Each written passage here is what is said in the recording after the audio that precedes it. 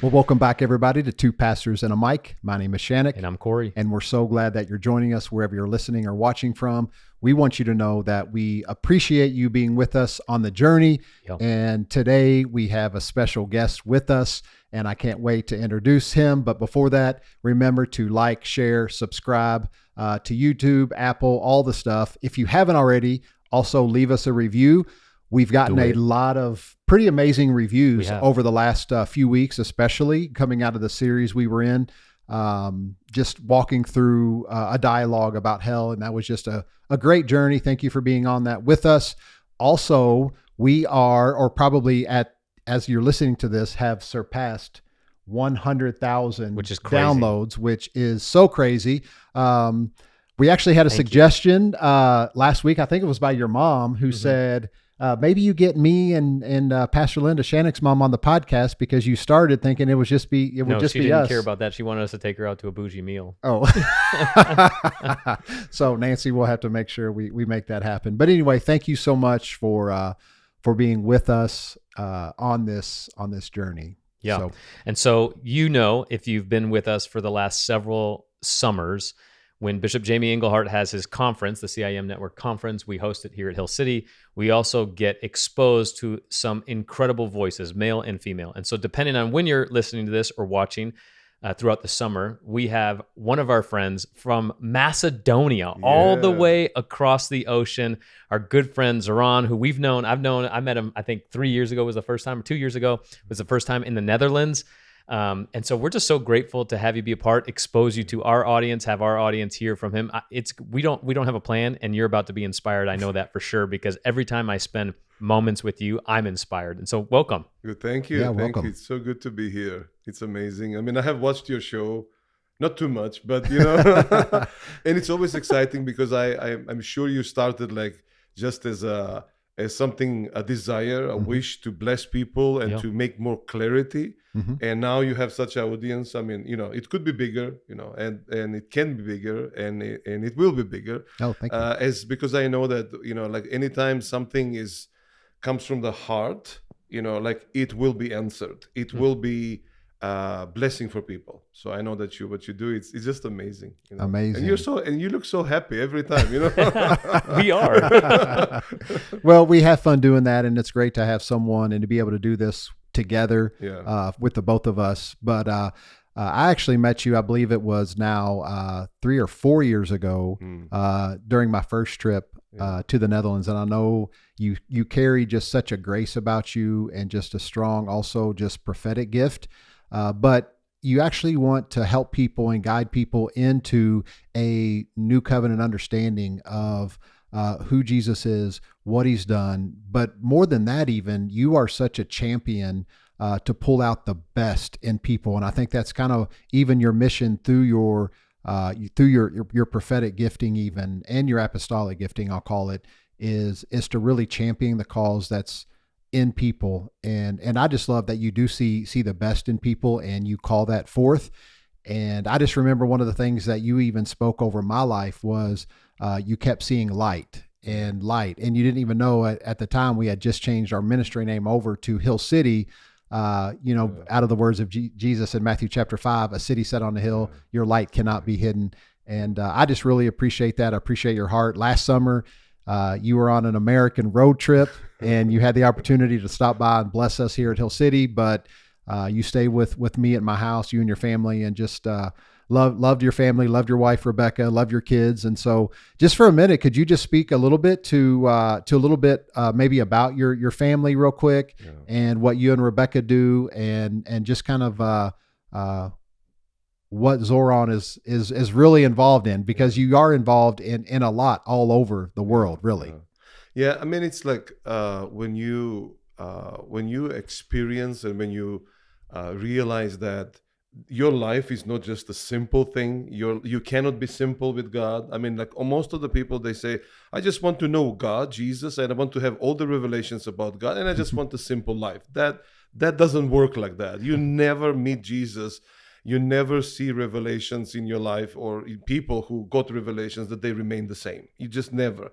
So I guess I guess the main description of my life, of our lives, me and Rebecca, is that we realize that we don't live this for ourselves, and we just included people, and as many people that God will send our way or He will send to them, we are fine with them. Now, do we like all of them? Probably not. Do we stick to be forever friends with all of them? Probably not.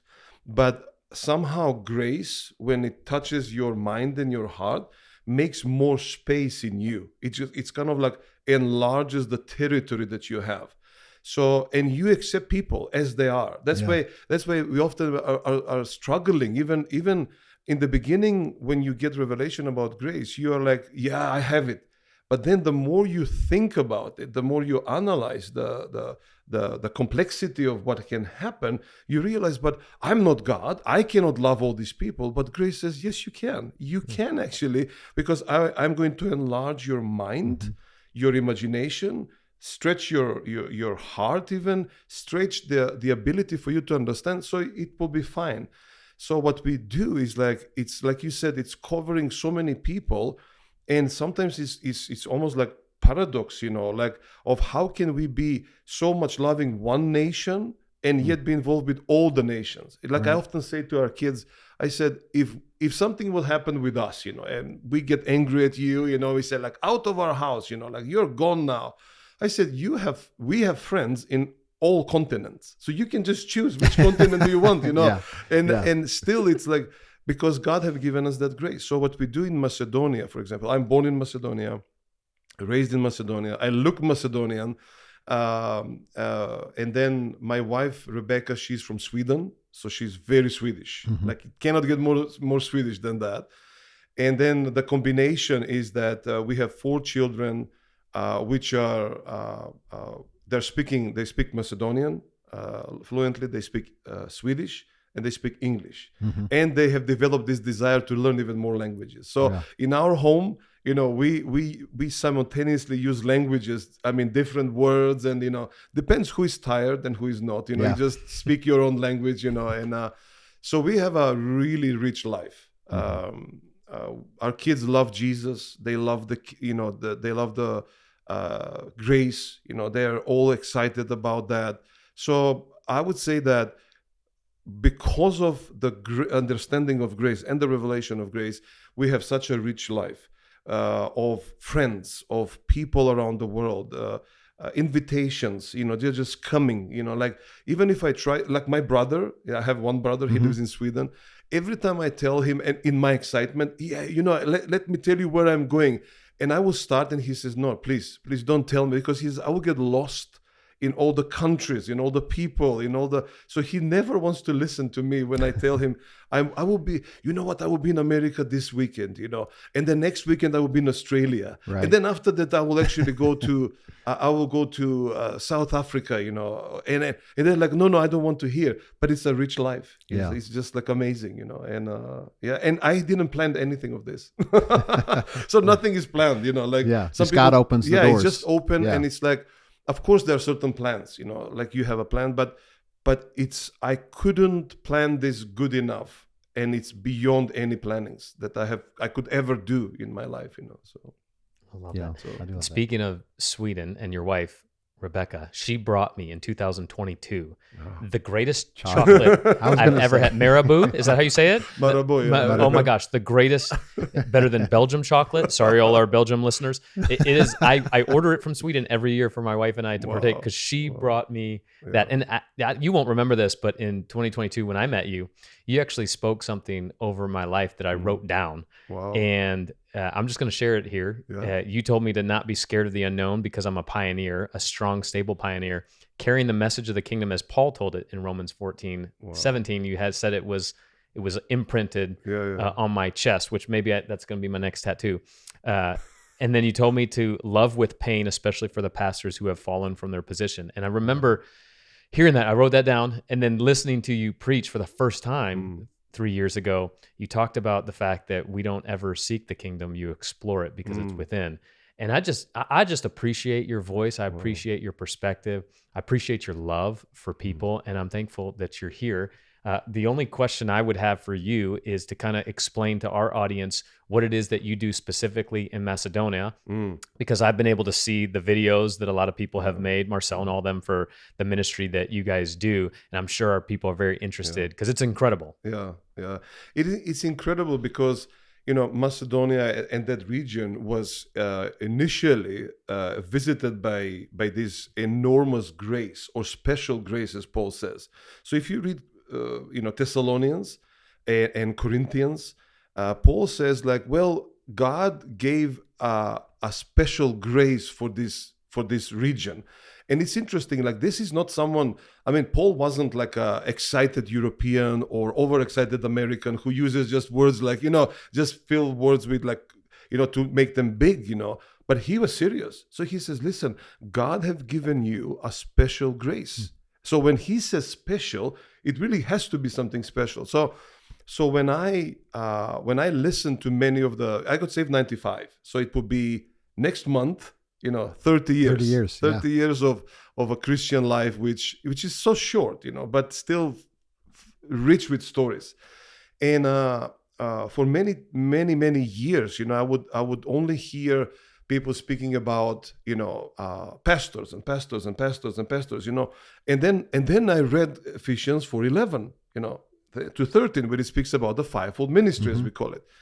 And one day I get a letter from this church, and it's a list of 20 people, and all of them that are pastor this. I think there were two not bishops, but how do you call them? Deacons. And then this is what I said. I said, Jesus, did you do a mistake here in Macedonia? Is it a technical mistake? What it is? Because there is none of the others. There is not apostles, there is not prophets. There is not evangelist. And it's just so did you do a mistake? And from there, I kind of tried to, or I worked on this thing that no, we have to see as it is. We have to see it and experience it as it is. So I'm pushing that idea. It's not so much that I'm a fivefold preacher, that, but I'm drawing from people who don't even believe that this exists, How many times I will prophesy to people, I said, you're an evangelist. He says, no, I'm not. I said, you are, and I can get, because of my, height and my, how I look, sometimes serious, I can get my way, so people get scared from me in the end. They said, okay, we give up, but still we don't believe you. And then after a year, or maybe less, maybe in 6 months, they would say, you know what? I started to get this desire to start to be to evangelize people, to teach about evangelism. And actually, I'm an evangelist. So the prophetic in me, and the apostolic probably, searches for what people have, things that they don't even believe that they exist. They just don't know about that. There is no grip for it. And I would say, you're this. And they said, no, I'm not. Yes, you are. So on meetings, we will argue for a few seconds. But then I win, or the grace wins, because eventually I have put a seed, or better to say, I have hooked them on something. And now there was a moment where in my faith, you can go, on my boldness, I made something in their lives. So now they are starting to think about it. And when there is a thought, the Holy Spirit can start to make a mindset. And when there is a mindset, there is a movement, and when there is a movement, there is all kinds of things happening. So this is my way of how I deal with people, because I know that I can go in a church, I can go in a Baptist church. I don't know if this is bad to say, but they don't have no belief for the gifts. And then I will just prophesy to them, even though they don't believe about prophecy. They just don't. Right. And then soon enough, you will find that in that church, something have happened. And half of them, they call apostles, they call themselves apostles, prophets, and it's not that was not real, but it wasn't real to them. But the grace that I have pulls out from people things that they don't even believe, or they didn't know that they exist.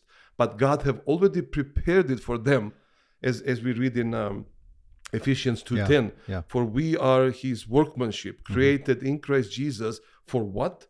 For good deeds. Okay, but when did God prepare those good deeds? Well, before the creation of time, So how does this works today? Well, the prophetic says, look, God says, look in my calendar, look in my calendar, look in my time frame, and choose and check to which people what I have prepared, and now go and find them and pull out from them. But I said, but God, it will be uncomfortable. They will not believe me. It doesn't matter, he says. You just do your part. So the prophetic that I do is not comfortable. I actually use a word. I said, to be a prophet, in our modern terms, it's one of the most ungrateful gifts that you have. Because 96%, I don't know where did I came up with this percentage, but 96% of all my prophecies to people about their future, do you know how people answer? I don't believe that. 96%, that's a lot. Yeah. And imagine out of 100,000 people, 96,000 people to say, I don't believe anything what Shenek and Corey are speaking. Nothing. But I still listen to them. Right. So it's like people say, I don't believe you. We don't believe in this. And then slowly, 1 year, 2 years, 5 years. The oldest or the biggest record that I had of a person confirming to me the prophetic word was 26 years. After 26 years, he came to me and he says, you were right. Wow. I said, you waited 26 years? So what we do in Macedonia, we do lots of things among the people there because of the grace. What I have seen or we have seen, lots of projects, small projects, nothing like your big stuff, with buildings, but, we're trying our best, caring for the poor, preparing food, of course we have some building projects, but it's amazing, I never thought that I would be into this thing, like practical. I always see myself more like, spiritual. But then I realized that spirituality is the most practical thing ever. Love is the most practical thing that you can ever meet. Grace, the most practical thing. Faith. There's nothing more practical than faith. Now you think like faith speaks about the deep things of God. No, faith speaks about how to fix things in your life, So I have realized you cannot talk about the kingdom or Jesus or the spirituality without being practical. So I love what you do here around, people would say, well, where is your faith? I said, well, I can see it, So for me, all those things are reality. They're very realistic. I can tell you crazy stories, that most of the people in the churches would say that cannot happen to a live person. You know how many times I would talk to people? People will literally stand up, come to me and do this. They will touch me. And they would say, no, you're an angel. They would say, no, I'm not. I said, I'm from Macedonia. I know, I'm Macedonian. I know I'm a human person, but it's unbelievable, and they will literally have to touch me to see that if I said, I'm flesh and blood. Yeah. But that's the grace. That's how grace shapes you to be like, almost like people cannot believe that you exist, like it cannot be that you're so good. Right. I said, well, it's the grace of God, So. Yeah. And I love that. And it is like something in you and the grace that you carry that helps stretch people's faith to so much more and into the spiritual matters and things so that they see that. But after that, though, what you said, like I love, there has to be like practical, there has to be the application of the things we're seeing and hearing and coming into understanding of. Yeah. So I love that. So we are quite just to finish the answering, it's like we are quite active in that sense. Yeah. Even though we didn't plan to be active, it's just a normal thing. You just do what is within you, like it's like, so when people ask me like, so how did you came to up, how do you make up this thing? I said, I actually don't know. I mean, it's just like you just do what is within you. You just say things. I couldn't plan certain things. I don't know. Now, prophetically, I can perceive some future events, you know, but I don't know everything. So don't think that prophetic people knows everything. No, they don't. They also trust. I mean, they have to trust. And then it just happens. Now, when they look back, they can tell you stories. And so when you as a preacher, both of you and anyone who is a good preacher, I mean, we can make up things out of nothing. You just give a small drop and boom, we have a story, we have a preaching. Yeah. But when the things are happening, it doesn't feel like it's supernatural. That's the thing. When something is happening, when you talk, you go like, yeah, I just talked, So nothing supernatural about that until someone sends you a message 6 months after. When you talked, like I wanted to kill myself, but you said one word and boom, it brought me life. And if they tell you that, you said, but there was nothing supernatural in that. I just talked, Right. But it saved lives. It changes people, That's true. So we are living in the supernatural all the time, even though we don't define it as such, So only when we retell the story, people go like, wow, you're a prophet, you're this, you're that. I said, no, I'm just an ordinary person with a super ordinary grace upon my life, like Paul. Let me just say this. Paul says, 1 Corinthians 15:10. He says, I am what I am, yes, by the grace of God. But then he said something troubling. He says, and I did more efforts than all the other apostles. And if he would have stopped there, people will go like, what an arrogant person. How could he say? And now suddenly he has 11 enemies, 10 enemies, which means the apostles. Right. So he says, I did more efforts than them. But then he continues the sentence. He says, but yet it wasn't me, but it was the grace of God which worked through my life. And that's what I like about, people who understands the grace on them and they who don't understand the grace, but we see the results. So yeah, I love that. And so I'm going to ask just one last thing. Of course, our audience has been growing, especially recently. And I know you are an encourager. And so could you just speak maybe just a message that you might like this is the message that you carry? And honestly, as you said, and I know you, I could say, hey, we're going over here to do this meeting and it's going to be the next 4 hours and you wouldn't even prepare and you would have it. So, but I'm asking for like just 2 minutes, like something that, like if you had one like message to share with someone that could really bring encouragement and direction, what would that be just over a couple minutes? Well, I would say this. This is the first thing. As you were talking, I often speak in verses, that's the language that kind of like, it helps me to navigate in my mind, And for me, I see James speaking, James, Apostle James. And he's speaking to this crowd of people who are persecuted, probably like lost things, and like things repeats, even today people are discouraged, and then this is what he says, verse 17, he says, every good and perfect gift comes from the Father of lights, in whom, we cannot see any change. Right. So I would say that sentence, that small, 10 words, they have to ring in our ears and in our minds, no matter what is happening. So no matter what is happening in someone's life, always allow this and always know that your life, if you breathe today, your life is a gift from the Father. Now we say, oh, I got a gift, I got a car, I got a house, I got, all of that is good. But the biggest gift that you ever received was this thing that God says, I will give you life. And that's a gift. And then he says, and you should know that whatever you call it perfect, whatever you come to a point to call it like, oh, this is a perfect moment, this is a perfect, situation, that's because the Father, you got a glimpse of how the Father have thought about you and prepared for you perfect things, good and perfect things. So my encouragement will be, let those words ring in you. Anytime you think like, oh, life is good, like I got restricted by the Holy Spirit never to say life is bad, life is misery, life is not as it should, and life is treating me like this. I said, you can use the word circumstances, but I cannot use the word life is bad, because life is a gift from the Father. What a challenge. So that's amazing. let's look life like that. Yeah. And it will give us different perspective of things. So now you start to see things as the Father have intended you to have it. Because what did we just read in Ephesians?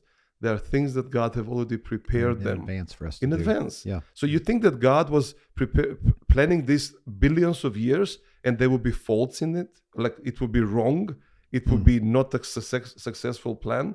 No, He plans good things, I love that. So that would be my take on it. So where can people find you? Do you have teachings on social media, or how can they access you? Website? Yeah. Well, there is many small teachings and preachings in English. There's much in Macedonian also. We have a website. It's called Grace Amazing. but a hacker from Iceland broke it down. Amazing story. So it's like, and then, so listen to this. So a team comes from Iceland, and they come there, and someone says, well, and this is just in the time when my website is, and it's still down. We are still repairing it, because we couldn't fix it. So a team comes from Iceland, and they said, like, well, we need 2,000 euros to pay their tickets, But I was upset with Iceland people because someone from there broke, Yeah. And then I said, okay, let's do biblical. I said, I will pay your tickets. So it's just interesting how Grace is thinking totally the opposite. Yeah. I'm supposed to dislike the people from Iceland, but I said, no, let me do the reverse. Let me pay their tickets, Yeah. No, I love that. So there is that graceamazing.net. So it will be up probably soon. Yeah. And they can find you on, I know Facebook, you post encouraging videos, and just to look for you at your name. Yeah. My name is quite. Yeah. We'll put it in the show notes. Zoran. Spasovski. I can't pronounce the last name, but we'll put it in the show notes for you to check all that. Well, thank you so much for joining us and being a part, and just making an introduction to our audience. I'm sure just hearing this, they will be encouraged, especially that last part that you shared. It even encouraged me so much. One of the things we also do on this podcast, if you've watched this a couple times, you got one more thing? Because we don't know when we're going to be releasing this. So depending in the summer when you're listening to it, June 25th, this guy's first book is coming out. So make sure that you get a hold of it. If it's before June 25th, be on the lookout. If it's after, go to Amazon right now and purchase this guy's book. Again, we got a lot of material for you happening all summer long. Some of it's free, some of it's not, but make sure you're keeping an eye out for that. Yeah, absolutely. So we thank you for that, Corey. I appreciate that. Always looking out for this guy. But no, we close every episode just with a statement we believe to be true and encouraging and empowering, and it's you're loved and there's nothing you can do about it. Yeah. So we would love if you would sign off today's podcast just with those words to our audience. Oh, you're loved and there's nothing you can do about it. Yeah. Or if I put them in Macedonian. Yeah, absolutely. Well, you're blessed. You are loved by Jesus. And there is nothing that you can do to change that. And that remains forever. Amen.